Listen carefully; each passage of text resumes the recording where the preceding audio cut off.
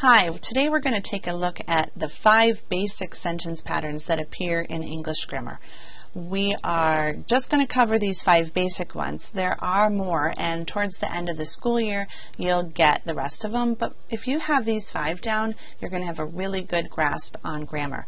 These are covered in weeks 5 through 8 of our curriculum, and I'm going to introduce all 5 of them and how to diagram them in this video, and then you can come back and review it as often as you need to.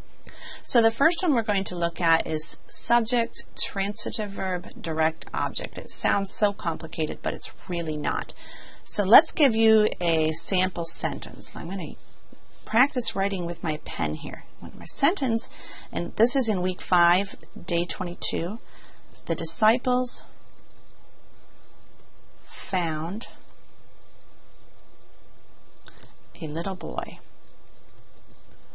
Okay, there's a standard procedure that we always follow when we are trying to figure out a sentence pattern. First of all, we look for prepositional phrases. I don't see any prepositional phrases in this sentence, so we can skip over that step. Next, let's find the verb. This is going to be the action. All right, and we're going to underline it twice. And the subject of the sentence is the disciples. So this is our subject and this is our verb. Now what kind of verb is it?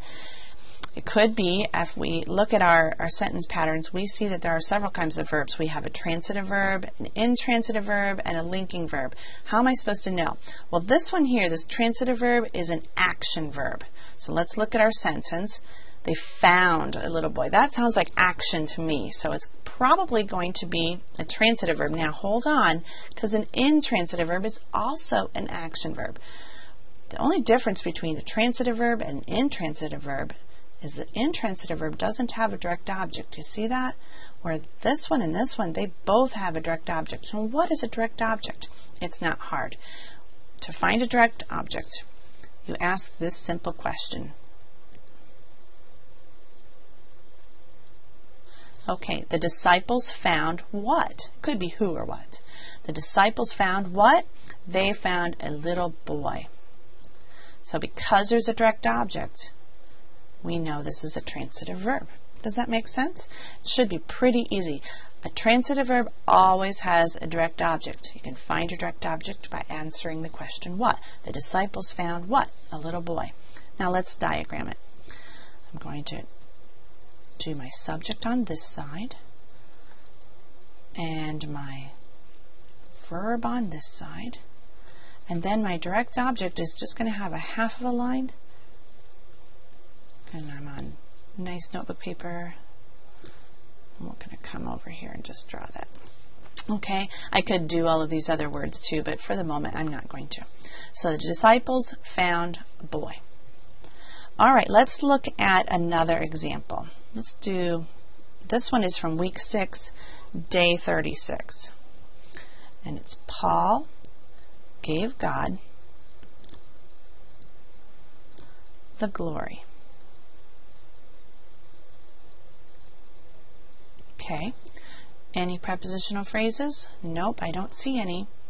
So what's our verb? He gave.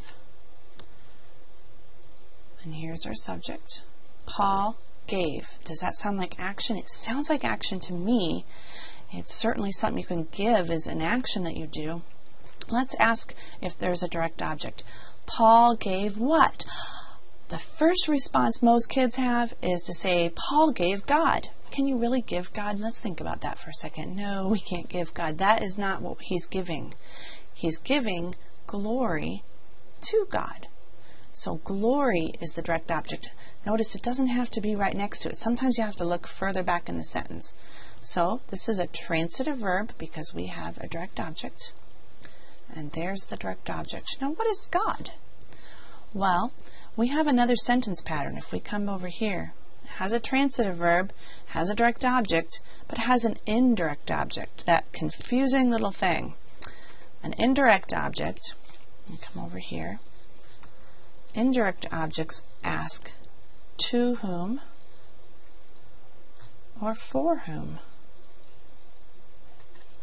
Okay, Paul gave glory to whom? To God. There we go. Now we have our sentence pattern. Let's diagram it. Subject goes on this side. Gave what? Gave glory. To whom did he give the glory? Whoops, I'm so sorry. We're going to stick this underneath our action. I'm going to make a little line like that. Later on, we're going to see how to diagram prepositional phrases, and that's going to look suspiciously similar. We'll talk about that later. So Paul gave the glory to God. Okay, let's try the next one. Let's try a sentence that is just an intransitive verb, has no direct object, but it's still action. Let's see. I'm going to get the sentence for this from week 6, day 28. I'll slide up a little bit here. And a nice simple sentence for you. God spoke. This is taken from the book of Exodus. God spoke. No prepositional phrases. That's easy. We have the action. Speaking is an action, isn't it? Here's the subject of the sentence. God spoke, but there's nothing else. He spoke what? Well, they can't answer that question because there isn't a word there. We have action, but no object. So it's an intransitive verb. These are nice and easy. If you realize how easy they are, you'll love these when you get them. God spoke. Okay. What about when we have a harder one? I'm going to give you a really hard one for a second, an intransitive verb. So I'm going to tell you right now what the sentence pattern is. Let's make a long sentence. This is from week 8, day 36. I give you every seed-bearing plant. I give you every seed-bearing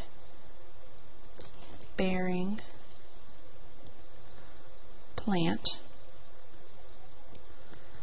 on the face of the whole earth.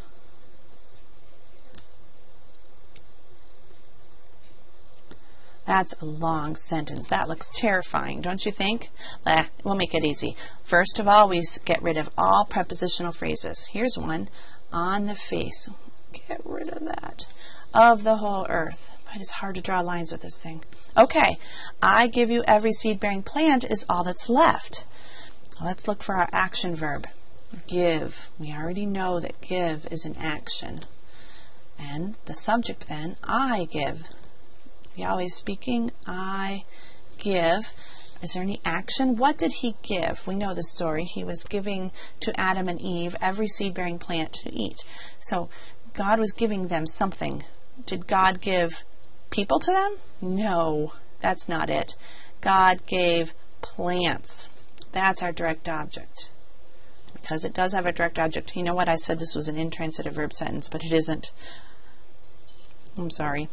It's a transitive verb sentence. All right. What did he give them? I give plants. Can you ask the question, to whom did he give them? Yes, you can. He gave them to you. He was speaking to Adam. I give you every seed-bearing plant. Now, we could diagram all of the sentence, including all of these prepositional phrases and these words in here, but I'm just going to show you the quick one. I give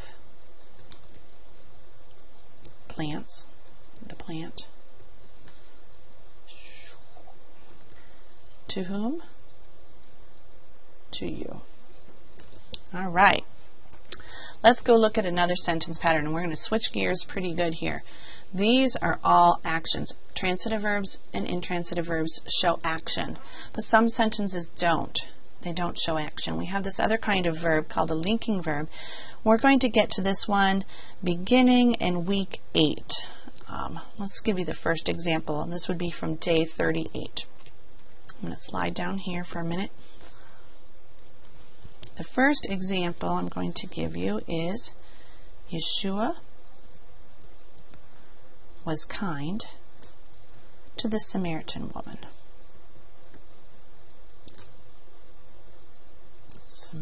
Samaritan woman. Okay, so first of all, we're going to get rid of the sentence and make it much easier. Not rid of the sentence, make the sentence shorter, make it easier by getting rid of the prepositional phrase. Okay, all we have left is Yeshua was kind. Look for the verb was. We know this is a verb because you've memorized your being verbs. Can you say them with me? Am, is, are, was, were, be, being, been. They show that something is something. They don't show action. Yeshua was kind. We can easily see that this is our subject. What is kind? Well, the word kind in this sentence, and by the time you're at week 8, you're going to have learned about adjectives. You're going to learn that adjectives modify nouns. Yeshua is a noun, and it's going to tell about Yeshua. It's going to give his characteristics. It's going to describe him. It's going to make us understand him better. Yeshua was kind. You could put this word in front of Yeshua and it would make sense. He is kind, Yeshua. So this is a linking verb that links this subject to this adjective over here. This modifier, this thing an adjective describes. So Yeshua is linked to this adjective. He is kind, Yeshua. And this adjective is linked to this. Okay? Now, we have another one, and this one will be in week 9, day 41. And this one is Yeshua is the Messiah. Okay? In this case, we don't have any prepositional phrases. We can find our verb. Here it is. It's a being verb. Linking verbs don't have to be being verbs, by the way, but they do have to link two things together, and they aren't usually an action. We'll see some more of those later. But a lot of times they're being verbs. So we see that, and we see that the subject again is Yeshua. And this time, he's the Messiah, Yeshua. I don't know. That doesn't seem to go quite as well. It doesn't describe him. It's more in this case that Yeshua... Oh, and I want to point out, this is a noun, just like this is a noun. Okay, he's a person, place, thing, or idea. He is a person. Okay, Yeshua equals the Messiah. And because it's a noun, we're going to make it a predicate noun or predicate nominative. This noun, this person, place, thing, or idea is equal to Yeshua. One of them describes, one of them is equal. And let me make that a linking verb. Okay, so let's go back over here and make sure that we've covered them all. We have 3 of them with action verbs. 2 of those have objects that answer the question what. One of them also gives something to someone. And then these 2 sentence patterns have linking verbs that kind of tell us more about the subject. One describes, one is equal to. I hope that made sense. And I just realized something. I didn't diagram these last 2. Real quick, let me diagram, because there is a difference in how you diagram it. Up here on objects, the line is going straight up and down, or it should be. I'm drawing on my tablet. It's a little hard to make it go up and down. But on a linking verb, it's very different. Yeshua was, and then we need a nice, good curvy line to remind us that this word here points back to Yeshua. All right. Same thing with this one. Doesn't matter if it's a predicate adjective or a predicate noun. They both have the exact same diagramming, which makes it easy. You don't have to worry. Sometimes it's confusing as to which one it could be, and honestly, it doesn't matter too much, except for answer key in your homework. In real life, it doesn't matter too much because they're both being linked back. This one's equal, this one describes, but you can see that the reason they're diagrammed the same way is because grammarians everywhere understand that they're very similar. Okay, that's everything. Please let me know if you have questions or if I can explain it a little bit more.